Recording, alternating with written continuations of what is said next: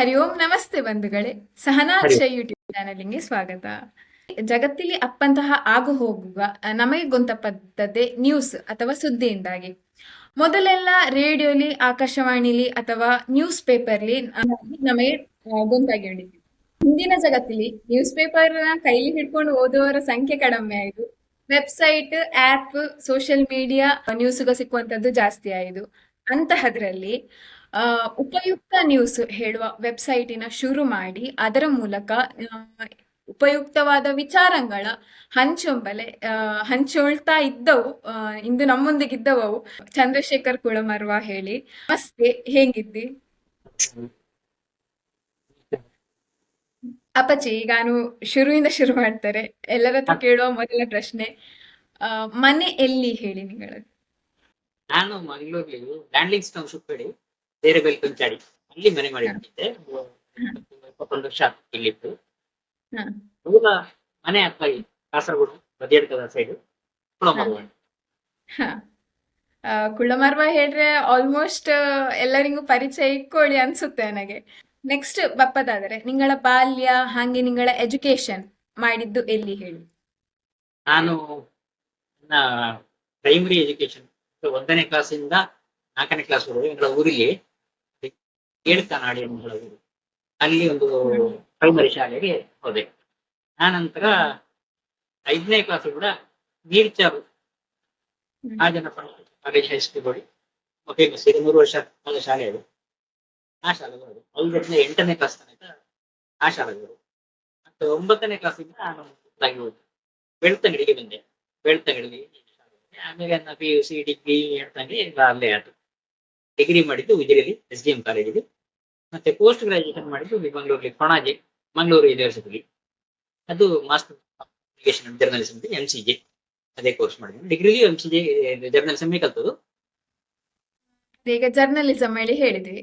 ನನಗೆ ತಿಳಿದಿಪ್ಪ ಪ್ರಕಾರ ಮೊದ್ಲೆಲ್ಲ ಹಿಂಗಿತ್ತಿದ ಈ ಜರ್ನಲಿಸಮ್ ಹಿಂಗೇ ಹೋಯ್ಕು ಇದನ್ನೇ ಮಾಡಬೇಕು ಹೇಳುವ ಆಲೋಚನೆ ಅಂತ ಇದ್ದೇ ನಿಂಗ ಮಾಡಿದ್ದ ಹೇಗೆ? ಇಲ್ಲ, ನನಗೆ ಸೇರುವಾಗ ಅದ್ರ ಬಗ್ಗೆ ಅಂತ ಕಲ್ಪನೆ ಇತ್ತಿಲ್ಲ. ಹ. ಇದುವೇ ನನ್ನ ಫ್ಯೂಚರ್ಗಳ ಇದು ಕೂಡ ಅಂಬಗ ಇದ್ದತ್ತಿಲ್ಲ. ಹೇಳಿದ್ದು ಮಾಹಿತಿ ಕೊಟ್ಟು ಹೇಳಿದೆ. ಆಮೇಲೆ ಕಲಿತಾ ಕಲಿತಾ ಅದು ಗೊಂತಾದ ವಿಷಯ. ಮತ್ತೆ ಕಡೆಗೆ ಇದು ನಮ್ಮ ದಾರಿ ಹೇಳೋದು ಸ್ಪಷ್ಟ ಆಯ್ತು ನಂಗೆ. ಆಮೇಲೆ ಅದೇ ಫೀಲ್ಡ್ ಅಲ್ಲಿ ಕಂಟಿನ್ಯೂ ಆದೆ. ಅದೇ ಪೋಸ್ಟ್ ಗ್ರಾಜುಯೇಷನ್ ಮಾಡಿದೆ. ಎನ್ನದು 95ರಲ್ಲಿ ಡಿಗ್ರಿ ಆಯ್ತು. 97ರಲ್ಲಿ ಪೋಸ್ಟ್ ಗ್ರಾಜುಯೇಷನ್ ಮುಗಿದು ಕೂಡಲೇ ಒಂದು 15 ದಿನ ನಾನು ರಜೆಯ ಇದರ ಮಾಡಿದ್ದೆ. ಮತ್ತೆ ಕೆಲ್ಸಕ್ಕೆ ಸೇರಿದೆ. ಕೆಲ್ಸಕ್ಕೆ ಸೇರಿ ಮಂಗಳೂರಲ್ಲಿ ಒಂದು ಕನ್ನಡ ಜನಾಂತರಂಗಾಳಿ ಕರಾವಳಿಯಲ್ಲಿ ಎಲ್ಲರೂ ಕೇಳಿ ಗೊಂತಿಕ್ ಪೇಪರು ಅವರದ್ದೇ ಗ್ರೂಪಿನ ಬೆಳಗಿನ ಪೇಪರ್ ಇದ್ದದ್ದು. ಅದರಲ್ಲಿ ವರ್ಕ್ ಮಾಡಿದೆ 2 ವರ್ಷ. ಅದಾದ ಮೇಲೆ 99ರಲ್ಲಿ ನನಗೆ ಬೆಂಗಳೂರಲ್ಲಿ ವಿಜಯ ಕರ್ನಾಟಕ ಶುರು ಆಯ್ತು. ಅಷ್ಟೊತ್ತಿಗೆ ಶುರು ಆದಾಗ ಅದಕ್ಕೆ ಅಪ್ಲೈ ಮಾಡಿದ್ದೆ. ಕಾಲ್ಫಾರ್ಮ್ ಮಾಡಿದ್ರು, ಸೆಲೆಕ್ಟ್ ಆದೆ, ಅದಕ್ಕೆ ಜಾಯ್ನ್ ಆದೆ. ಅಲ್ಲಿ 99ರಿಂದ ನಾನು ವಿಜಯ ಕರ್ನಾಟಕಲ್ಲಿ 2019ರವರೆಗೂ ವರ್ಕ್ ಮಾಡಿದೆ. ಸರಿ ಸುಮಾರು 20 ವರ್ಷ 2 ತಿಂಗಳು. ಆಮೇಲೆ ಅದರ ಬಿಟ್ಟು ಸ್ವಂತ ಶುರು ಮಾಡಿದ್ದು. ಈಗ ಅದ್ರಲ್ಲಿ ವರ್ಕ್ ಮಾಡಿದ್ದು ಹೇಳಿದ್ರೆ ಈಗಿನ ಜನರೇಷನ್ಗೆ, ಈಗಿನ ಜನರೇಷನ್ ವರ್ಕ್ ಮಾಡೋದಕ್ಕೂ ಅಂಬಗ ನಿಂಗ ವರ್ಕ್ ಮಾಡಿದ್ದಕ್ಕೂ ತುಂಬಾ ವ್ಯತ್ಯಾಸ ಇಕ್ಕೊಳ್ಳಿ ಅನ್ಸುತ್ತೆ ನನಗೆ.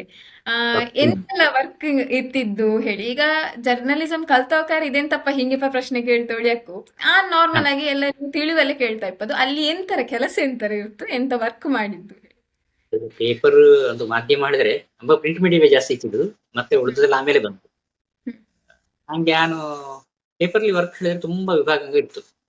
ಒಂದು ಮುಖ್ಯವಾಗಿ ಅದು ಎಡಿಟೋರಿಯಲ್ ಡಿಪಾರ್ಟ್ಮೆಂಟ್ ಹೇಳಿ, ಅದು ಒಳದಕ್ಕೆ ಆಫೀಸಲ್ಲಿ ಕೂತ್ಕೊಂಡು ಕೆಲಸ ಮಾಡ್ತವು. ಬಂದ ನ್ಯೂಸ್ಗಳೆಲ್ಲ ಎಡಿಟ್ ಮಾಡಿ ಪೇಪರಿಂಗ್ ಪಬ್ಲಿಷ್ ಅಲ್ಲಿ ಎಂತ ಬೇಕೋ ಅದಕ್ಕೆ ಬೇಕಾದ ತಯಾರಿ ಮಾಡಿಕೊಡ್ತವು. ರಿಪೋರ್ಟಿಂಗ್ ಹೇಳಿ ಅಲ್ಲಿ ಎಡಿಟ್ ಮತ್ತೊಂದು ಸೆಕ್ಷನ್ ಇದ್ದು, ಅವು ರಿಪೋರ್ಟ್ಗೆ ಹೆರದಿಗೆ ಕೂತ್ಕೊಂಡು ಕೆಲಸ ಮಾಡ್ತವೆ. ಹೆರನ್ನ ರಿಪೋರ್ಟ್ ಕಲೆಕ್ಟ್ ಮಾಡಿ ತಂದು ಕೊಡುವು. ಆಮೇಲೆ ಪ್ರಿಂಟಿಂಗ್ ಸೆಕ್ಷನ್ ಹಿಂಗೆಲ್ಲ ಬೇರೆ ಬೇರೆ ಇದ್ದು. ಪೇಪರ್ ಪ್ರಿಂಟ್ ಆಗಿ ಹೋಯ್ತಲ್ಲ, ಸರ್ಕ್ಯುಲೇಷನ್ ಡಿಪಾರ್ಟ್ಮೆಂಟ್ ಇದ್ದು, ಅದಕ್ಕೆಲ್ಲ ಆಧಾರವಾಗಿ ಅಡ್ವರ್ಟೈಸ್ಮೆಂಟ್ ಡಿಪಾರ್ಟ್ಮೆಂಟ್ ಇದ್ದು. ಅದಿದ್ದರೆ ಮಾತ್ರ ಪೇಪರ್ ಅಥವಾ ಮಾಧ್ಯಮ ಯಾವ್ದಾದ್ರು ಮುಂದೆ ಹೋಗ್ತಾರೆ ಬದುಕುವಲ್ಲಿ. ಸೊ ಇದು ಬೇಸಿಕ್ ಆಗಿ ಅದರಲ್ಲಿ ನಾನು ಎಡಿಟೋರಿಯಲ್ ಡಿಪಾರ್ಟ್ಮೆಂಟ್ ವರ್ಕ್ ಮಾಡಿದೆ. ಈ ಅಡ್ವರ್ಟೈಸ್ಮೆಂಟ್ ಸರ್ಕ್ಯುಲೇಷನ್ ಅದೆಲ್ಲ ಬೇರೆ ಬೇರೆ, ಅದು ಆ ಡಿಪಾರ್ಟ್ಮೆಂಟ್ ಅಲ್ಲ. ಆಫೀಸಲ್ಲಿ ಕೂತ್ಕೊಂಡು ಸಬ್ ಎಡಿಟರ್ ಆಗಿ ನಾನು ಸೇರಿದ್ದು. ಉಪಸಂಪಾದಕ ಹಂತ ಕನ್ನಡದಲ್ಲಿ. ಹಾಗೆ ಪ್ರಾಥಮಿಕ ಹಂತ ಅದು ಪೇಪರ್ಲಿ. ಸ್ಟಾರ್ಟಿಂಗ್ ಸೇರ್ತವು ರಿಪೋರ್ಟಿಂಗ್ ಹೋದ್ರೆ ರಿಪೋರ್ಟರ್ ಆಗಿ ವರ್ಕ್ ಮಾಡ್ತವು. ಅದು ಎರಡು ಒಂದೇನು ವ್ಯತ್ಯಾಸ ಏನಿಲ್ಲ. ಅದು ಹೊರಗೆ ಕೂತ್ಕೊಂಡು ಕಾರ್ಯಕ್ರಮಗಳು ಅಟೆಂಡ್ ಮಾಡಿ ರಿಪೋರ್ಟ್ ಮಾಡುವಂಥದ್ದು. ಇದು ಒಳಗೆ ಕೂತ್ಕೊಂಡು ಅದರ ಸರಿ ಮಾಡಿ ಕರೆಕ್ಟ್ ಮಾಡಿ ಎಡಿಟ್ ಮಾಡಿ ಮೀಡಿಯಾ ಹೆಡ್ ಪೇಪರ್ಗೆ ಕೊಡುವಂಥದ್ದು. ಆ ತರದ ಕೆಲಸ ನಾನು ಮಾಡಿದ್ದು ಆಫೀಸಲ್ಲಿ ಕೂತ್ಕೊಂಡು ಮಾಡಿದ ಅದೇ ಕೆಲಸ ಶುರುವಿಂದಲೂ ಇಂದಿವರೆಗಿದೆ. ಹಾಗೆ ಉಪಸಂಪಾದಕಾಗಿ ವರ್ಕ್ ಮಾಡಿದ್ದು ಶುರುವಿಗೆ. ಆಮೇಲೆ ಹಾಗೆ ಹಂತ ಹಂತವಾಗಿ ಮೇಲೆ ಹೋಗಿ ಸೀನಿಯರ್ ಸಬ್ ಎಡಿಟರ್ ಪೋಸ್ಟ್ ಬಂತು. ಅದಾದ್ಮೇಲೆ ಚೀಫ್ ಸಬ್ ಎಡಿಟರ್ ರೆಡಿ ಆಯ್ತು. ಸುಮಾರು 17 ವರ್ಷ ವಿಜಯ ಕರ್ನಾಟಕ ಪೇಪರ್ಲಿ ವರ್ಕ್ ಮಾಡಿದ ಮೇಲೆ ಮತ್ತೆ ನನಗೆ ಅವರ ವೆಬ್ ಡಿಪಾರ್ಟ್ಮೆಂಟ್ಗೆ ವೆಬ್ ಸೆಕ್ಷನ್ಗೆ ವಿಜಯಕರ್ನಾಟಕ.com ಅದರಲ್ಲಿ ವರ್ಕ್ ಮಾಡಿ ಅವಕಾಶ ಸಿಕ್ಕಿತ್ತು. ಹಾಗೆ ಅಲ್ಲಿ ಮತ್ತೆ 3 ವರ್ಷ ಸುಮಾರು 3 ವರ್ಷ ವರ್ಕ್ ಮಾಡಿದೆ. ಆ ವೆಬ್ಸೈಟ್ ಅಲ್ಲಿ ವರ್ಕ್ ಮಾಡುವಾಗಲೇ ನಾನು ಮುಂದಂಗೆ ಎನ್ನ ಫೀಚರ್ಗೆ ಬೇಕಾದ ಡಿಜಿಟಲ್ ಮೀಡಿಯಾ ಹೇಳಿದ್ರು ಕಾಮನ್ ಲ್ಯಾಂಗ್ವೇಜ್ ಅಲ್ಲಿ ವೆಬ್ಸೈಟ್ ಹೇಳ್ತು. ಅದರ ಪಾಲಿಟಿ ಲ್ಯಾಂಗ್ವೇಜ್ ಅಲ್ಲಿ ಈಗಿನ ಭಾಷೆಯಲ್ಲಿ ಡಿಜಿಟಲ್ ಮೀಡಿಯಾ ಹೇಳ್ತು. ವೆಬ್ಸೈಟ್ ಅದೆಲ್ಲವೂ ಸೇರಿತ್ತು, ಮಲ್ಟಿಮೀಡಿಯಾ ಎಲ್ಲವೂ ಸೇರಿತ್ತು ಅದರಲ್ಲಿ. ವಿಜುವಲ್ ರೀಡಿಂಗ್, ಆಮೇಲೆ ಆಡಿಯೋ ಫಾರ್ಮ್ಯಾಟ್, ಹೀಗೆಲ್ಲ ಬೇರೆ ಬೇರೆ ಇದ್ದಲ್ಲ ಅದರಲ್ಲಿ ಎಲ್ಲವನ್ನು ಸೇರಿಸಿದ ಒಂದು ಡಿಜಿಟಲ್ ಮೀಡಿಯಾ ಅದು. ಸೊ ಆ ವಿಭಾಗದಲ್ಲಿ ನಾನು ವರ್ಕ್ ಮಾಡಿದೆ ಅದರಲ್ಲಿ ವಿಜಯ ಕರ್ನಾಟಕದಲ್ಲಿ. ಅದು ಬಿಟ್ಟ ನಂತರ ನಾನು ಅದೇ ರೀತಿಯಲ್ಲಿ ನಾನು ಸ್ವಂತ ಒಂದು ಶುರು ಮಾಡಿದೆ, ಉಪಯುಕ್ತ ನ್ಯೂಸ್ ಹೇಳಿ, ಉಪಯುಕ್ತ.com ಹಾಗೆ ಅದರಲ್ಲಿ ವೆಬ್ಸೈಟ್ ಮತ್ತೆ ಈ ಪೇಪರ್ ಹೆಚ್ಚು ಫೋಕಸ್ ಮಾಡಿ ಮಾಡ್ತಾ ಇದ್ದೆ. ಪಾಡ್ಕಾಸ್ಟ್ ಇದ್ದು ಮತ್ತೆ ಯೂಟ್ಯೂಬ್ ಕೂಡ ಇದ್ದು, ಅದರೆಲ್ಲ ನಾನು ಇನ್ನಷ್ಟು ಮುಂದಕ್ಕೆ ತಕೊಂಡು ಹೋಗಕ್ಕಷ್ಟೇ. ಹಂಗೆ ಈ ಉಪಯುಕ್ತ ನ್ಯೂಸ್ ನಿಂಗ ಶುರು ಮಾಡಿದ್ದು ಯಾವಾಗ, ಯಾವ ಒಂದು ವರ್ಷದಲ್ಲಿ? 2019 ಸೆಪ್ಟೆಂಬರ್ 16. ಅದೆಂತ ಕೇಳಿದ್ರೆ ಆ ಸೆಪ್ಟೆಂಬರ್ 16 ತಾರೀಕು ನಮ್ಮ ಮಗಳು ಹುಟ್ಟಿದ ದಿನವೇ, ಸಣ್ಣ ಮಗಳು ಹುಟ್ಟಿದ ಡೇಟ್. 2013 ಅದು ಹುಟ್ಟಿದ್ದು, 13 ಸೆಪ್ಟೆಂಬರ್ 16. ಸೊ ಹಾಗೆ ಆ ಡೇಟಿಂಗ್ ನಾನು ಫಿಕ್ಸ್ ಮಾಡಿ ಶುರು ಮಾಡಿದ್ದು 2019 ಸೆಪ್ಟೆಂಬರ್ 16ಕ್ಕೆ. ಹಂಗೆ ಅಲ್ಲಿಂದ ಇಲ್ಲಿವರೆಗೆ ನಡ್ಕೊಂಡು ಬಂದು ಈಗ ನಾಡ್ದು ಸೆಪ್ಟೆಂಬರ್ 16 ಬಂದ್ರೆ ಬರ್ತಿ 6 ವರ್ಷ ಆಗುತ್ತೆ. ಸಡನ್ ನಿಂಗ ಒಂದು ಪೋಸ್ಟ್ ಇಲ್ಲಿ ಇದ್ದೋಂಡು, ಒಂದು ಕೆಲಸದಲ್ಲಿ ಇದ್ದೋಂಡು ಇದು ನಿಂಗಳ ಸ್ವಂತವಾಗಿ ಶುರು ಮಾಡುದು ಹೇಳುವಾಗ ಯಾವ ರೀತಿಯ ಚಾಲೆಂಜಸ್ ನಿಂಗ ಫೇಸ್ ಮಾಡಿದ್ದಿ ಹೇಳಿ?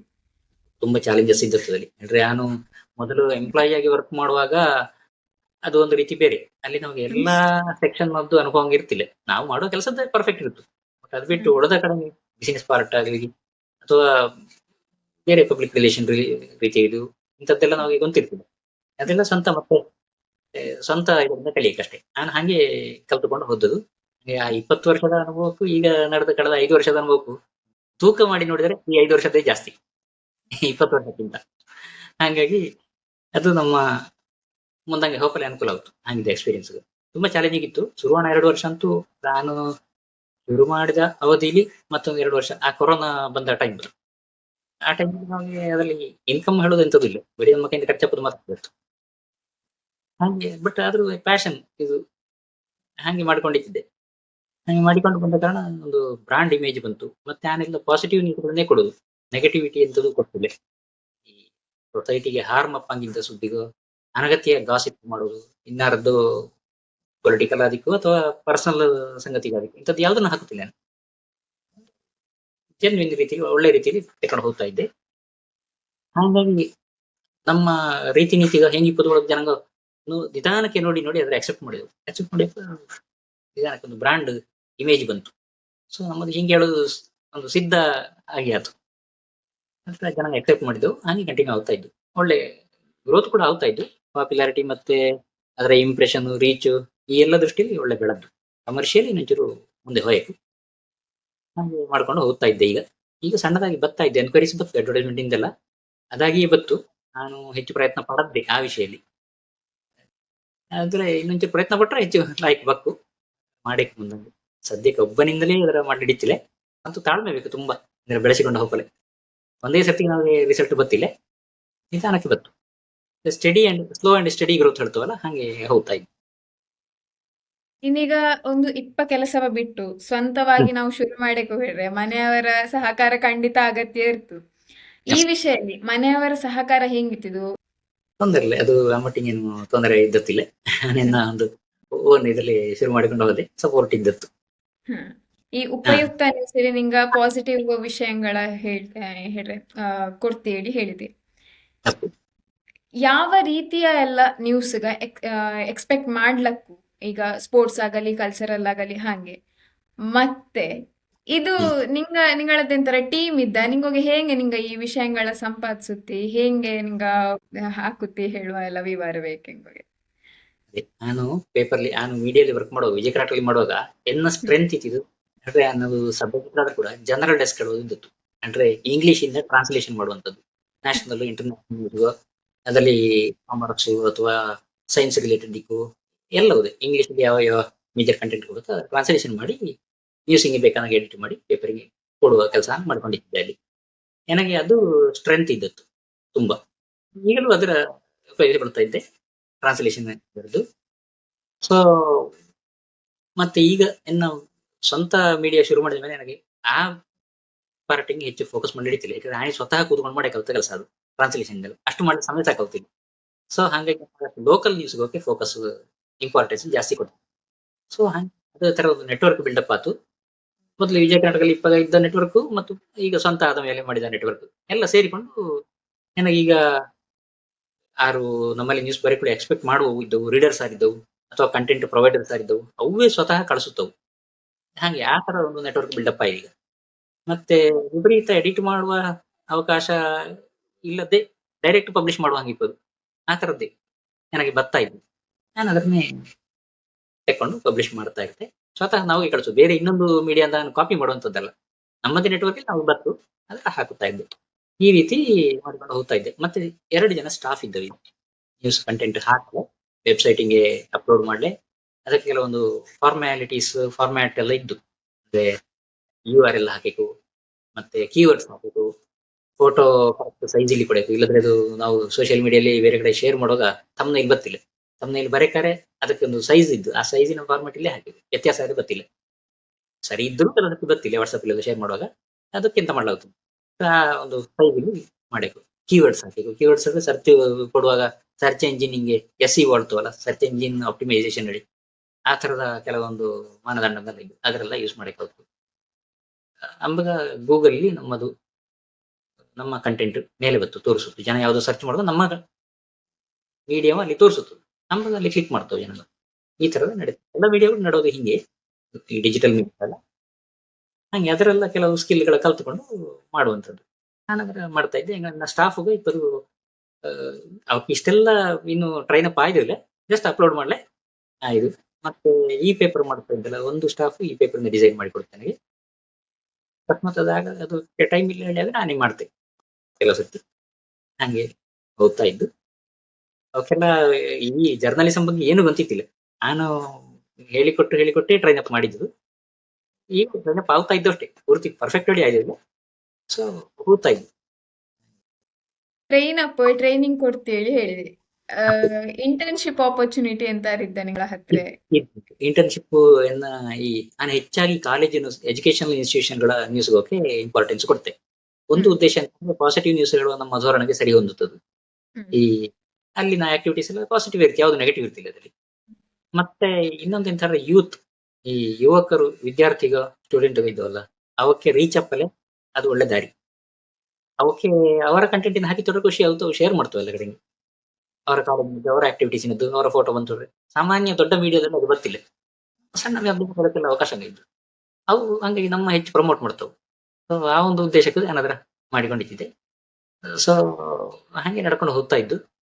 ಮತ್ತೆ ನಾವು ನಿಧಾನಕ್ಕೆ ಅಂತ ಹೇಳಿದ್ರೆ ಈ ಕಾಲೇಜುಗಳಿಂದಲೇ ಒಂದು ಅಡ್ವರ್ಟೈಸ್ಮೆಂಟ್ ಅಂದ್ರೆ ಮುಂದಾಗಿ ಸಪೋರ್ಟ್ ಬತ್ತುಕೊಳ್ಳೋ ಒಂದು ಉದ್ದೇಶ. ಅವರ ನ್ಯೂಸಿನ ಹಾಕಿದ್ರೆ ಅವಕ್ಕೆ ಅನುಕೂಲ ಆಗುತ್ತು. ಸೊ ಅವಕ್ಕೆ ಅನುಕೂಲ ಮಾಡಿಕೊಟ್ಟು ನಾವು ಅನುಕೂಲ ತಗೊಂಬೋದು. ಬರೀ ನಾವು ಮಾತ್ರ ಅನುಕೂಲ ಮಾಡೋದಲ್ಲ ಹೇಳುವ ಧೋರಣೆಯಲ್ಲಿ ಹೋಗ್ತಾ ಇದ್ದು.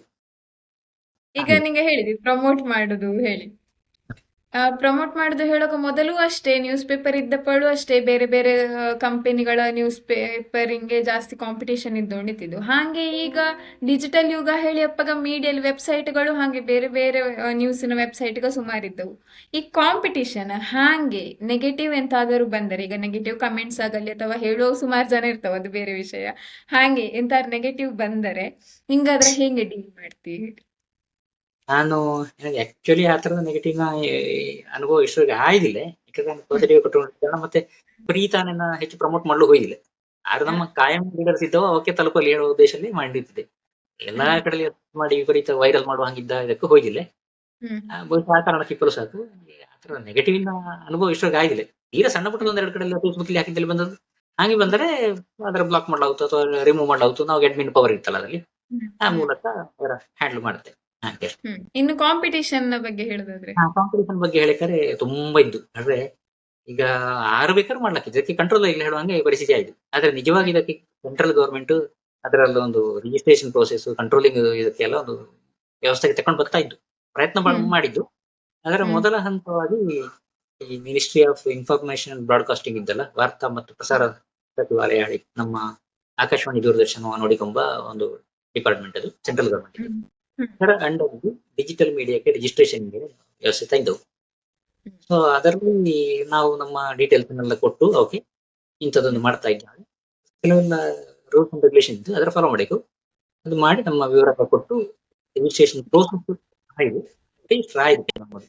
ಹಾಗೆ ಮತ್ತೆ ಇನ್ನೊಂದು ಅಂತಂದ್ರೆ MSME ಅಂಡರ್ಲಿ ಕೂಡ ರಿಜಿಸ್ಟರ್ ಆಯಿತು. ಈಗ ಏನದು ಪ್ರಯತ್ನ ಹೀಗೆ ಒಂದು ಕ್ರಮಬದ್ಧವಾದ ರೀತಿಯಲ್ಲಿ ಹೋದರೆ ಅದಕ್ಕೆ ಏನು ತೊಂದರೆ ಇಲ್ಲ. ಆದ್ರೆ ತುಂಬಾ ಜನ ಅದೆಲ್ಲ ಫಾಲೋ ಮಾಡದೆ ಮಾಡುವುದಿದ್ದವು. ಹಾಗಪ್ಪಾಗ ಅದು ಎಲ್ಲ ಅವರವರ ಪರ್ಸನಲ್ ಇಂಟ್ರೆಸ್ಟ್ ಮೇಲೆ ಮಾಡಿಕೊಂಡು ಹೋಗ್ತವೆ. ಈಗ ಒಳ್ಳೆ ಇಂಟ್ರೆಸ್ಟ್ ಮೇಲೆ ಮಾಡಿದ್ರೆ ಒಳ್ಳೆ ಕಂಟೆಂಟ್ ಇತ್ತು, ಕೆಲವೆಲ್ಲ ನೆಗೆಟಿವ್ ಇಂಟ್ರೆಸ್ಟ್ ಮೇಲೆ ಇರ್ತವೆ, ಕಡಿಮೆ ಕೊಡುದು ಅಥವಾ ಇನ್ನೆಂತದ್ದು ಬೇಡದೇ ಕೊಡುದು, ಜನ ಕೆಲವು ಅದ್ರ ಓದ್ತವೆ. ಹಾಗಾಗಿ ಅಂತದ್ರ ಮಧ್ಯೆ ನಮ್ಮದು ಒಳ್ಳೆದು ಇಪ್ಪದು ಮೇಲೆ ಬೇರೆ ಟೈಮ್ ಬೇಕಿದೆ. ಅದರ ಪರ್ಟಿಕ್ಯುಲರ್ ಇಂಟ್ರೆಸ್ಟ್ ಇದ್ದು ಮಾತ್ರ ಬರ್ತಾವೆ ನಮ್ಮ ಅದ್ರಂಗೆ, ಅದರ ಇಷ್ಟಪಡದವು ಬರ್ತಾವಿಲ್ಲ ಈಗ. ಸಾಕು ಒಳ್ಳೆ ಇಷ್ಟಪಟ್ಟು ಬಂದ್ರೆ ಸಾಕು ಕೊಡುವ ಒಂದು ಉದ್ದೇಶದಲ್ಲಿ ಹಾಗೆ ಮಾಡ್ಕೊಂಡು ಹೋಗ್ತಾ ಇದ್ವಿ. ಕಾಂಪಿಟೇಷನ್ ತುಂಬಾ ಇತ್ತು. ಅದೆಲ್ಲದರ ಮಧ್ಯೆ ನಾವು ನಮ್ಮ ಸ್ಥಾನವನ್ನು ಕಂಡುಕೊಳ್ಳಿದೆ ಅದರಲ್ಲಿ. ಅದು ಇಂಗ್ಲಿಷ್ ಅಲ್ಲಿ ಮೀಶ ಹೇಳ್ತೇವಲ್ಲ, ಅದರ ನಾವು ಎಲ್ಲಿದ್ದು ನೋಡಿದ್ರ ಕರೆಕ್ಟ್ ಆಗಿ ಮಾಡಿಕೊಂಡು ಹೋದ್ರೆ ಬತ್ತು. ತಾಳ್ಮೆ ಬೇಕು, ನಿಧಾನಕ್ಕೆ ಯಾವತ್ತು.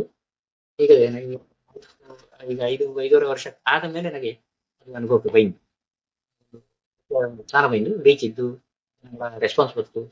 ನಮ್ಮಲ್ಲಿ ನ್ಯೂಸ್ ಬರೀ ನಿರೀಕ್ಷೆ ಮಾಡಿ ಕಳಿಸೋ ತುಂಬಾ ಜನ ಇದ್ರು. ನಾನು ಹೆಚ್ಚಾಗಿ ಮಂಗಳೂರು, ನಮ್ಮ ದಕ್ಷಿಣ ಕನ್ನಡ, ಕಾಸರಗೋಡು, ಉತ್ತರ ಕನ್ನಡ ಫೋಕಸ್ ಮಾಡಿದ್ರು ಕೂಡ ನನಗೆ ಟಾರ್ಗೆಟ್ ಏರಿಯಾ ಅಲ್ಲದ ಕಡೆಯಿಂದ ತುಂಬಾ ಹೊತ್ತು ಬೆಂಗಳೂರಿಂದ ಬತ್ತು. ಬೆಂಗಳೂರಲ್ಲಿ ಹೈಯೆಸ್ಟ್ ಇದ್ದು ಬಾಗಲಕೋಟೆ, ಗುಲ್ಬರ್ಗ, ದಾವಣಗೆರೆ, ಸುಮಾರು ಕಡೆಯಿಂದ ನನಗೆ ಅವತ್ತೆಲ್ಲ ರೀಚ್ ಆಗಲು ಕಾರಣ ಅಂತಂದ್ರೆ ನಮ್ಮ ಊರಿನ ಆ ಕಡೆ ಇರ್ತವೆ, ಅವರ ಮೂಲಕವಾಗಿ ಲೋಕಲ್ಸ್ ರೀಚ್ ಆಗ ಗೊತ್ತು. ಈಗ ಇಂಜಿನಿಯರ್ಸ್ಗಳ ಡಾಕ್ಟರ್ಸ್ಗಳ ಕಾಲಲ್ಲಿ ನಮ್ಮ ನ್ಯೂಸ್ ಚಾನೆಲ್ಗಳು ಜಾಸ್ತಿ ಆಗ್ತಾ ಇದ್ದವು, ಜರ್ನಲಿಸಮ್ಗೆ ಹೋಪ ಅವರ ಸಂಖ್ಯೆ ಜಾಸ್ತಿ ಆಗ್ತಾ ಇದ್ದವು ಹೇಳಕ್ಕೂ. ಯೂತ್ ಜರ್ನಲಿಸಂ ಕಡೆ ಒಲವು ತೋರಿಸುತ್ತಾ ಇದ್ದವು. ಹಿಂಗೆ ಒಂದು ವ್ಯಕ್ತಿಗೆ ಎಜುಕೇಶನ್ ಆದ ಕೂಡಲೇ ತನ್ನ ಸ್ವಂತ ವೆಬ್ಸೈಟಿನ ಶುರು ಮಾಡ್ತೆ ಹೇಳಿ ಆದ್ರೆ ನ್ಯೂಸ್ ಚಾನೆಲ್ ಅಥವಾ ಯಾವುದೇ ವಿಚಾರಗಳಲ್ಲಿ ವೆಬ್ಸೈಟ್ಗಳ ಶುರು ಮಾಡ್ತೆ ಹೇಳಿ ಆದರೆ ಆಯ್ತು ನ್ಯೂಸಿನ ವಿಚಾರಲ್ಲೇ ಬಪ್ಪ ಅವಕ್ಕೆ ಹೇಗೆ ಶುರು ಮಾಡ್ಲಕ್ಕ ಸ್ವಂತವಾಗಿ ಎಷ್ಟು ಸಮಯ ಬೇಕಾಗುತ್ತೆ ಒಂದು ಈಗ ಸೆಟಲ್ ಆಯಕು ಹೇಳಿ ಎಲ್ಲ ಇದ್ದಾರೆ ಅದ್ರ ಶುರು ಮಾಡ್ಲಕ್ಕೆ ಅವಕಾಶ ಇದ್ದು, ಬೇಕಾದಷ್ಟು ಅವಕಾಶ ಇದ್ದು. ಆದ್ರೆ ಅದರಲ್ಲಿ ಟೆಕ್ನಿಕಲ್ ಸಂಗತಿ ತುಂಬಾ ಇದ್ದು, ಅದರ ರಜ್ಜ ಸ್ಟಡಿ ಮಾಡಿಕೊಂಡು ಮುಂದೆ ಹೋದ್ರೆ ಒಳ್ಳೇದು ಅಂತ ಕೇಳ್ರೆ. ಎಷ್ಟೋ ಜನ ಒಂದೇ ಸರ್ತಿಗೆ ತುಂಬಾ ಬಂಡವಾಳ ಹಾಕಿ ಇನ್ವೆಸ್ಟ್ ಮಾಡೋ ಇದ್ದವು. ಹಾಗೆ ಮಾಡಿದ್ರಂತ ಕೈ ಸುಟ್ಟುಕೊಳ್ತವು. ಏಕೆ ಹೇಳಿದ್ರೆ ಗೊತ್ತಿಲ್ಲ, ರೆವೆನ್ಯೂ ಗೊತ್ತಿಲ್ಲ, ಮತ್ತೆ ಅದರ ಆಳ ಅಗಲ ಗೊಂತಿಲ್ಲದೆ ಇಳಿತು. ಈಗ ಹಾಗಿದ್ರೆ ಕಷ್ಟ ಆಗುತ್ತೆ. ತಿಳ್ಕೊಂಡು ಮತ್ತೆ ಹೇಳಿದ್ರೆ ಅನುಕೂಲ ಆಗುತ್ತೆ. ನಾನು ಅದರ ಬ್ಯಾಕ್ಗ್ರೌಂಡ್ ವರ್ಕ್ ಮಾಡಿದ ಕಾರಣ ನನಗೆ ಅದರ ಬಗ್ಗೆ ಗೊತ್ತಿತ್ತು. ಆದ್ರೂ ಶುರುವಿಗೆ ಒಂಚೂರು ನಷ್ಟ ಆಗಿಲ್ಲ ಹೇಳಲ್ಲ. ಆ ನಂತರ ನಾನು ಅದಕ್ಕೆ ಸರಿಯಾದ ಪ್ಲಾಟ್ಫಾರ್ಮ್ ಹುಡುಕಿಕೊಂಡೆ.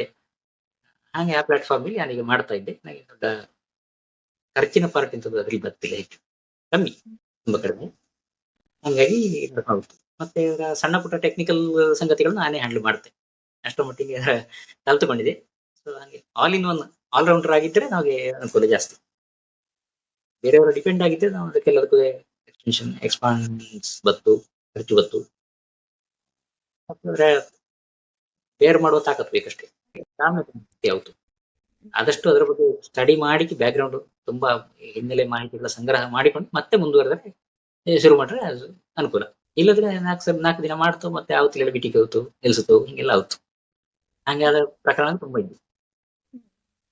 ಇನ್ನೀಗ ನ್ಯೂಸ್ ಪೇಪರ್ ಹೇಳ್ತಾರೆ ಎಲ್ಲರಿಗೂ ಗೊಂತಿಪ ವಿಷಯವೇ ಎಂತ ರೆವೆನ್ಯೂ ಈಗ ಜನರೇಟ್ ಆಯ್ಕು ಹೇಳಿ ಆದರೆ ಖಂಡಿತ ಅಡ್ವರ್ಟೈಸ್ಮೆಂಟ್ ಹೇಳುದು ಬೇಕೇ ಬೇಕು ಹೇಳಿ ಪೂರ್ತಿ ಮಟ್ಟಲ್ಲಿ ಎಲ್ಲ ತರುದೆ ಸಣ್ಣ ಮಟ್ಟಲ್ಲಿ ಆದರೂ ಅಡ್ವರ್ಟೈಸ್ಮೆಂಟ್ಗ ಇದ್ದವು ಕೊಡುವವು ಆಗಲಿ ಅಥವಾ ತೆಕ್ಕೊಂಬವು ಆಗಲಿ ಅಡ್ವರ್ಟೈಸ್ಮೆಂಟ್ಗ ಮುಖ್ಯ ಪಾತ್ರ ವಹಿಸುತ್ತೇಳಿ ನನ್ನ ಅನಿಸಿಕೆ. ಇದ್ರ ಬಗ್ಗೆ ನಿಂಗ ಎಂತ ಹೇಳ್ರೆ ಯಾವ ರೀತಿಲಿ ಈ ಅಡ್ವರ್ಟೈಸ್ಮೆಂಟ್ ಓಡ್ತಾ ಇದ್ದವು ನಿಂಗಳ ಪತ್ರಿಕೆಯಲ್ಲಿ ಕೊಡ್ಲಕ್ಕ ಹಾಗೆ ಇದ್ರ ಪ್ರೈಸ್ಗ ಹೆಂಗಿರ್ತವು ಹೇಳಿ. ಅಡ್ವರ್ಟೈಸ್ಮೆಂಟ್ ಹೇಳೋದು ತುಂಬಾ ಮುಖ್ಯ ನಮಗೆ. ಈಗ ಅದರಲ್ಲಿ ಡಿಜಿಟಲ್ ಮೀಡಿಯಾದಂಗೆ ಈಗ ವೆಬ್ಸೈಟ್ ಇದ್ರದ್ದೆಲ್ಲ ಜನಾಂಗ ಓದೋದು ಫ್ರೀ ಆಗಿ ಅವಕ್ಕೇನು ಅದ್ರಲ್ಲಿ ಖರ್ಚು ಮಾಡಕ್ಕಾಗಿಲ್ಲ. ಅವಕ್ಕೆ ಇಂಟರ್ನೆಟ್ ನ ಚಾರ್ಜ್ ರಿಚಾರ್ಜ್ ಮಾಡಿದಾರೆ ಅಷ್ಟೇ, ಬೇರೆ ಎಂತ ಇಲ್ಲ. ಹಂಗಾಗಿ ಬಟ್ ಅದರಲ್ಲಿ ಪೇಯ್ಡ್ ಹೇಳ್ತಾ ಮಾಡೆಲ್ ಬೈಂದು ಬಂದ್ರೆ ದೊಡ್ಡ ಮಟ್ಟಿಗೆ ಸಕ್ಸಸ್ ಆಗಿಲ್ಲ. ದೊಡ್ಡ ದೊಡ್ಡ ಪೇಪರ್ ಅವರ ಈ ಪೇಪರ್ ನ ಪೇಯ್ಡ್ ರೆಡಿ ಮಾಡಿದ್ದವು, ಆದ್ರೆ ಅದು ಸಕ್ಸಸ್ ಆದ ಮಾಡೆಲ್ ಅಲ್ಲ. ಯಾಕೆ ಹೇಳಿದ್ರೆ ವಾಟ್ಸಪ್ ಅಲ್ಲಿ ಫ್ರೀ ಆಗಿ ಅದರದ್ದು PDF ಡೌನ್ಲೋಡ್ ಆಗಿ ಬತ್ತು. ಎಲ್ಲಿದ್ರ ಆರ ಒಬ್ಬ ಸಬ್ಸ್ಕ್ರೈಬ್ ಮಾಡಿರ್ತಾ ಅವ ಡೌನ್ಲೋಡ್ ಮಾಡ್ತಾ ಇಡೀ ಊರಿಗೆ ಹಂಚುತ್ತಾ. ನಮಗೆ ಅವರ ಉದ್ದೇಶ ಫೈಲ್ ಆಗ್ತದೆ. ಅವರ ಕೊಟ್ಟು ತಕ್ಕೊಳ್ಳಿಕ್ಕೂ ಹೇಳೋ ಉದ್ದೇಶ ಒಂದು ಪ್ಲಾನ್ ಮಾಡಿದ್ದೇವಲ್ಲ, ಆ ಸ್ಕೀಮ್ ಫೈಲ್ ಆತಲ್ಲಿ. ಹಂಗಾಗಿ ಅದು ದೊಡ್ಡ ಮಟ್ಟಿಗೆ ಈ ಪೇಯ್ಡ್ ಇದು ಡಿಜಿಟಲ್ ಮೀಡಿಯಾ ನಮ್ಮಲ್ಲಿ ಅದೇ ಜನಾಂಗ ಪೈಸೆ ಕೊಟ್ಟು ಓದುವಂಥದ್ದು ನೋಡುವಂಥದ್ದು ಮಾಡೆಲ್ ತುಂಬಾ ಕಮ್ಮಿ.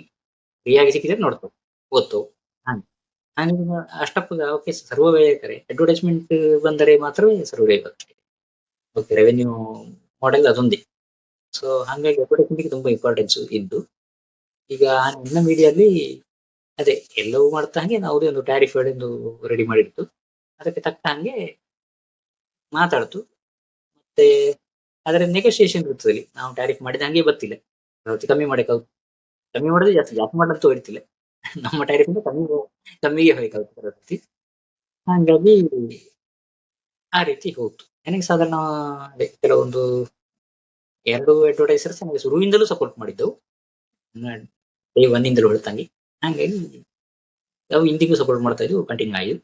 ಜೊತೆಗೆ ಒಂದು 4-5 ಬೇರೆ ಹೊಸ ಅಡ್ವರ್ಟೈಸ್ಮೆಂಟ್ ಬರ್ತಾ ಇದ್ವು. ಪ್ರತಿ ತಿಂಗಳದ 1-2 ಎಕ್ಸ್ಟ್ರಾ ಯಾವ್ದಾದ್ರು ಬತ್ತು. ಹಾಗೆ ಹೋಗ್ತಾ ಇದ್ದು, ಗ್ರೋತ್ ಆಗ್ತಾ ಇದ್ದು. ಪಾಸಿಟಿವ್ ಆಗಿ ನನಗೇನು ಅದರ ಬಗ್ಗೆ ನೆಗೆಟಿವ್ ಫೀಲಿಂಗ್ ಇಲ್ಲ, ಉಳಿತಾ ಇದ್ದೋಳ ಒಂದು ಸಾಮಾನ್ಯ. ಈಗ ಪ್ರಿಂಟ್ ಮೀಡಿಯಾಕ್ಕೆ ಒಂದು ರೀತಿ ಬೇರೆ, ಅವು ಪ್ರತಿದಿನವೂ ಹಾಕುವಂತದ್ದು. ಇಂದ್ರಣ ಪೇಪರ್ ಅಡ್ವರ್ಟೈಸ್ಮೆಂಟ್ ಕೊಟ್ರೆ ಅದಕ್ಕೆ ಒಂದು ಚಾರ್ಜಸ್ ಇರ್ತವೆ. ಅದು ಎಷ್ಟು ಉದಾಹರಣೆ ಒಂದು 15,000 20,000 ಈ ತರದೆಲ್ಲ ಒಂದು 1/4 ಪೇಜಿನದ್ದಕ್ಕೆ. ಅದು ಕೆಲವು ಎಡಿಷನ್ ಇರುತ್ತೆ, ಎಡಿಷನ್ ಮಾತ್ರ ಬತ್ತು. ಈಗ ಡಿಜಿಟಲ್ ಮೀಡಿಯಾಕ್ಕೆ ಹಂಗಲ್ಲ, ಅದರಲ್ಲಿ ಆಡ್ ಕೊಟ್ಟರೆ ತುಂಬಾ ಕಮ್ಮಿ ರೇಟಿಂಗ್ ಲಾಂಗ್ ಟರ್ಮ್. ಉದಾಹರಣೆ ಹೇಳ್ತಾರೆ 1 ತಿಂಗಳವರೆಗಿದೆ ಬಪ್ಪಲೆ ಅವಕಾಶ. ಅವರವರು ಬೇರೆ ಬೇರೆ ಪ್ಲಾನ್ ಮಾಡ್ತಾರೆ, 15 ಜನಕ್ಕೆ 1 ತಿಂಗಳಿಂದ ಹಿಂಗೆಲ್ಲ. ಆ ರೀತಿ ಅವಕಾಶ ಇತ್ತು. ತುಂಬಾ ಕಮ್ಮಿ ರೇಟಲ್ಲಿ ಪ್ರತಿದಿನ ಅದೇ ಜಾಗದಲ್ಲಿ ಅದೇ ಆಡ್ ಇಂಪ್ರೆಷನ್ ಕಂಡ್ರೆ ಜನಕ್ಕೆ ಇಂಪ್ರೆಷನ್ ಜಾಸ್ತಿ ಬತ್ತು, ಅದರ ಬಗ್ಗೆ ಮಾಹಿತಿ ಜಾಸ್ತಿ ಸಿಕ್ಕುತ್ತೆ. ಎಲ್ಲವೂ ಈಗ ಮೊಬೈಲ್ ಹುಡುಕಿ ನೋಡಿ ತಕೊಂಡು ಆರ್ಡರ್ ಮಾಡುವಂತದ್ದು, ಮನೆಗೆ ತರಿಸುವಂತದ್ದು ಹಂಗೆ 20 ನಡುವಾಗ ಈ ಡಿಜಿಟಲ್ ಮೀಡಿಯಾದ ಅಡ್ವರ್ಟೈಸಿಂಗ್ಗೆ ಜಾಸ್ತಿ ಇಂಪಾರ್ಟೆನ್ಸ್, ಅದುವೇ ಹೆಚ್ಚು ಇಂಪ್ಯಾಕ್ಟ್ ಫುಲ್ ಆಗಿತ್ತು ಈಗ. ಹಾಗೆ ಕಮ್ಮಿ ರೇಟಿಂಗ್ಗೆ ಆಫರ್ ಮಾಡಿದರೆ ಹಾಗೆ ಅದು ಮಾತ್ರ ಜನಗಳು ಕನ್ವಿನ್ಸ್ ಆಯ್ತು.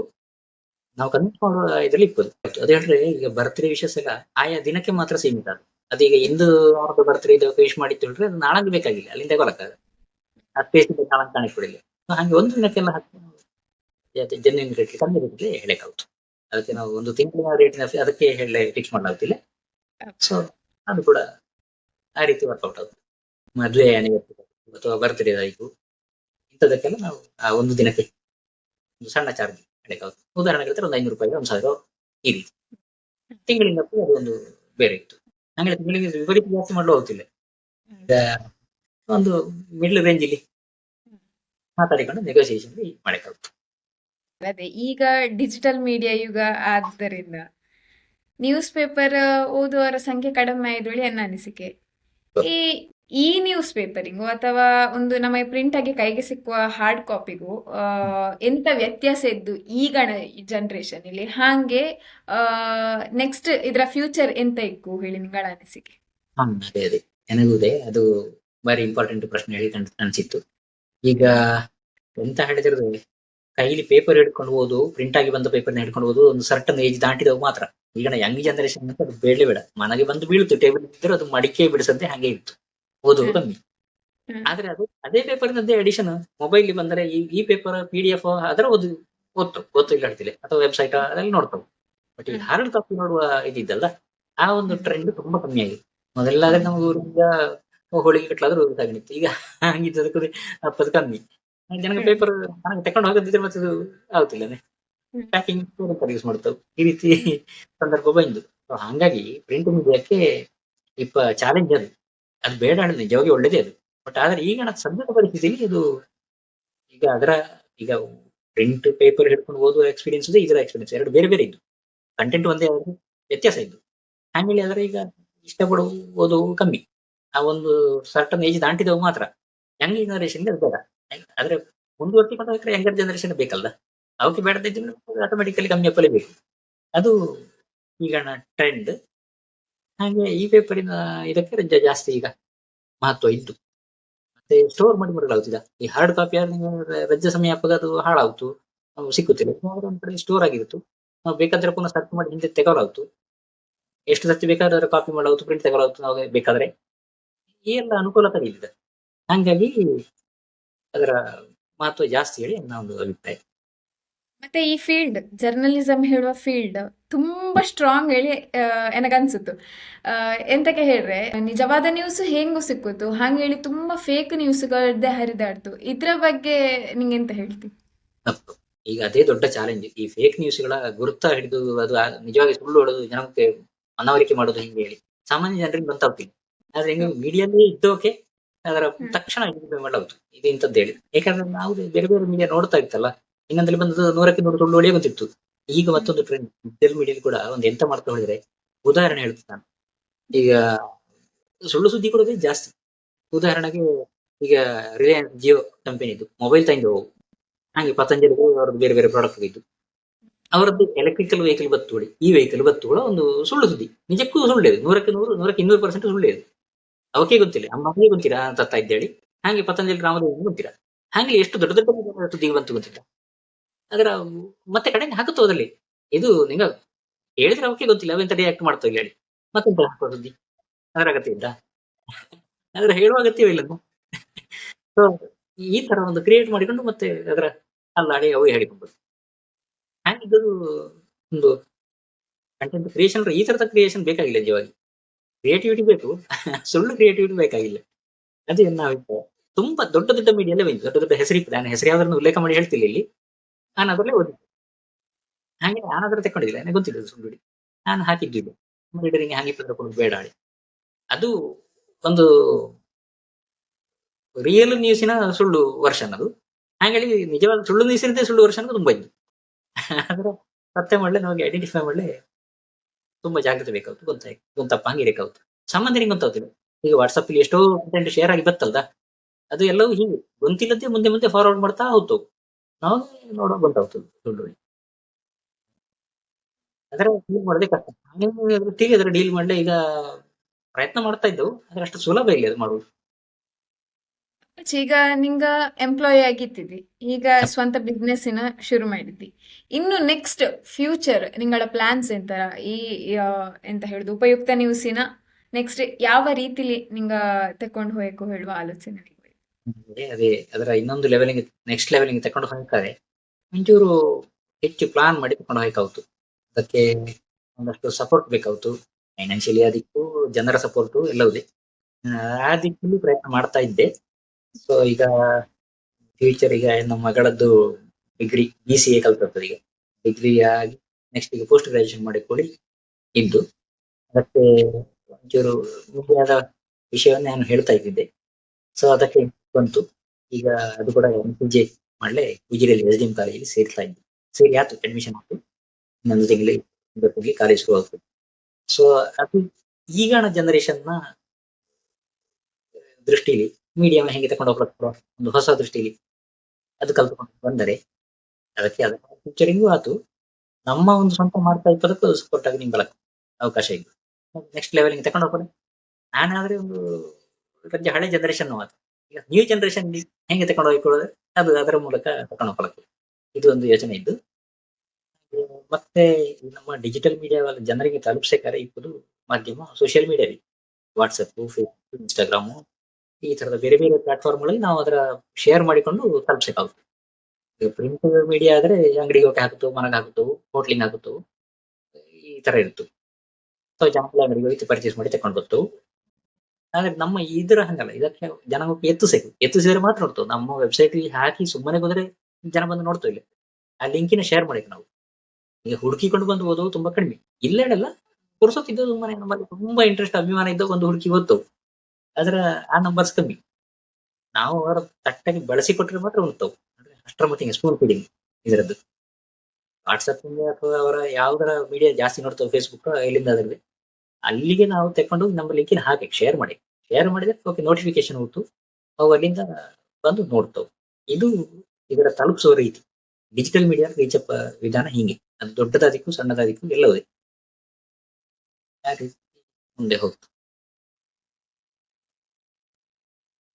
ನಿಗಳ ಕೆಲಸ ಹೀಗೆ ಮುಂದುವರಿಲಿ. ಆಗಲಿ. ನಿನ್ನ ಒಂದು ಪ್ರಯತ್ನಕ್ಕೆ ಎನ್ನದು ತುಂಬಾ ಧನ್ಯವಾದ. ಥ್ಯಾಂಕ್ಸ್. ಎನ್ನ ಒಂದು ಜನಕ್ಕೆ ಪರಿಚಯ ಮಾಡಿಕೊಡುವ ಒಂದು ಒಳ್ಳೆ ಪ್ರಯತ್ನ ಮಾಡಿದ್ದೆ. ಹಾಗೆ ನಿಮ್ಮ ಈ ಹೊಸ ಚಾನಲ್ ಕೂಡ ಒಳ್ಳೆ ಭವಿಷ್ಯ ಇರಲಿ. ಇದು ನಿಜವಾಗಿ ನಮ್ಮ ಭಾಷೆಯಲ್ಲಿ, ಹವ್ಯಕ ಭಾಷೆಯಲ್ಲಿ ಈ ರೀತಿ ಒಂದು ಸೀರಿಯಸ್ ವಿಷಯಗಳ ಹಿಡ್ಕೊಂಡು, ಸೀರಿಯಸ್ ತುಂಬಾ ಜನಗಳ ಪ್ರಕಾರ ಮಾತಾಡಿಸಿ, ಒಳ್ಳೆ ಒಳ್ಳೆ ಸಬ್ಜೆಕ್ಟ್ ತಕೊಂಡು ಮಾತಾಡಿಸಿ ಒಂದು ಅವರ ಪರಿಚಯ ಮಾಡಿಕೊಡುವಂತ ಒಂದು ಕಾರ್ಯಕ್ರಮ ಇದ್ದಲ್ಲ, ನಿಜವಾಗ್ಲೂ ಬಾರಿ ಒಳ್ಳೆಯ ಒಂದು ಪ್ರಯತ್ನ. ಇದಕ್ಕೆ ಒಳ್ಳೆ ಶುಭವಾಗಲಿ ಅನ್ನೋ ಒಂದು ಹಾರೈಕೆ. ಒಳ್ಳೆ ಲೈಫ್ ಬೆಳಗ. ಹಿಂಗೆ ಅದೇ ಈಗ ಹೇಳಿದೆ ನಿಂಗ ಇನ್ನು ಹೊಸ ಹೊಸ ಜನರ ಪರಿಚಯ ಆಗಲಿ ಹೇಳಿ. ನಿಂಗ ಆರನಾರು ಸೂಚಿಸಲು ಇಷ್ಟಪಡ್ತೀರಾ ಇವರ ಇಂಟರ್ವ್ಯೂ ನೆಕ್ಸ್ಟ್ ಮಾಡಿ ಹೇಳಿ. ತಕ್ಷಣಕ್ಕೆ ಹೇಳಿ ನೆನಪಾಗುತ್ತಿಲ್ಲ. ಇದ್ದು ನನ್ನ ಫ್ರೆಂಡ್ಸ್ ಗುರುತದ ಕೆಲವು ಜನ ಇದ್ದವು. ನೆನಪು ಮಾಡಿಕೊಂಡು ಮತ್ತೆ ಅದರ ತಿಳಿಸುತ್ತೆ, ಹೇಳ್ತೆ. ಇದ್ದವು ಖಂಡಿತ ಮಾಡ್ಲಕ್ಕ. ಅದು ಈಗ ಮೀಡಿಯಾ ಕ್ಷೇತ್ರ ಮಾತ್ರ ಅಲ್ಲ, ಇನ್ನು ಉಳಿದ ಇದರಲ್ಲಿ ಕೂಡ ಆ ರೀತಿ ಇದ್ದಾರೆ. ಅವರ ನಮ್ಮ ಹವ್ಯಕದಲ್ಲಿ ಸಾಧಕರಿಗೆ ಕಡಿಮೆ ಮೇಲೆ ಸುಮಾರು ಜನ ಇದ್ದವು. ತುಂಬಾ ಜನ ಇದ್ದವು. ಆದ್ರೆ ಕೆಲವು ಜನ ಪ್ರಚಾರಕ್ಕೆ ಬರದೇ ಹೆರ ಇದ್ದವು, ಮೂಲೆಯಲ್ಲಿ ಇದ್ದು ಅವರ ಕೆಲಸ ಮಾಡಿಕೊಂಡು ಹೋಗ್ತಾ ಇದ್ರು. ಹಂಗೆ ಅಂತ ಅವರ ಪರಿಚಯ ಮಾಡಿಕೊಡ್ಲೆ ಒಳ್ಳೆಯ ಒಂದು ವೇದಿಕೆ. ನಾನು ಯೋಚನೆ ಮಾಡಿ ನೆನಪು ಮಾಡಿ ಅಂತವರ ಸಜೆಸ್ಟ್ ಮಾಡ್ತೀನಿ. ಅಕ್ಕು ಖಂಡಿತ. ತುಂಬಾ ಥ್ಯಾಂಕ್ಸ್ ಕೊಟ್ಟದಕ್ಕೆ. ಚಾನೆಲ್ ನಾನು ಥ್ಯಾಂಕ್ಸ್ ನಿಂಗಳ ಟೈಮಿನ ಕೊಟ್ಟಿದ್ದಿ, ನನಗೆ ಫ್ರೀ ಮಾಡಿಕೊಂಡು ಬಂದು ಮಾತಾಡಿದ್ದಿ, ಪರಿಚಯ ಮಾಡಿದ್ದಿ. ಹಾಗೆ ನೆಕ್ಸ್ಟ್ ಎಂತ ಆಯ್ಕು ಎಂತ ಆಗ್ತಾ ಇದ್ದು ಹೇಳುವ ವಿಚಾರಗಳ ತಿಳಿಸಿಕೊಟ್ಟಿದ್ದಿ. ಧನ್ಯವಾದಗಳು ನಿಮಗೆ. ಧನ್ಯವಾದ. ಬಂಧುಗಳೇ, ಯಾವತ್ತೂ ಇದನ್ನೇ ಹೇಳ್ತೇಳಿ ತಪ್ಪು ತಿಳ್ಕೊಬೇಡಿ. ಶೇರ್, ಸಬ್ಸ್ಕ್ರೈಬ್ ಮಾಡೋದ್ರ ಮೂಲಕ ನಿಗಳ ಬೆಂಬಲ ಈ ಚಾನಲಿಂಗ್ ಇರ್ಲಿ ಹೇಳಿ ಹೇಳ್ತಾ ನಮಸ್ತೆ.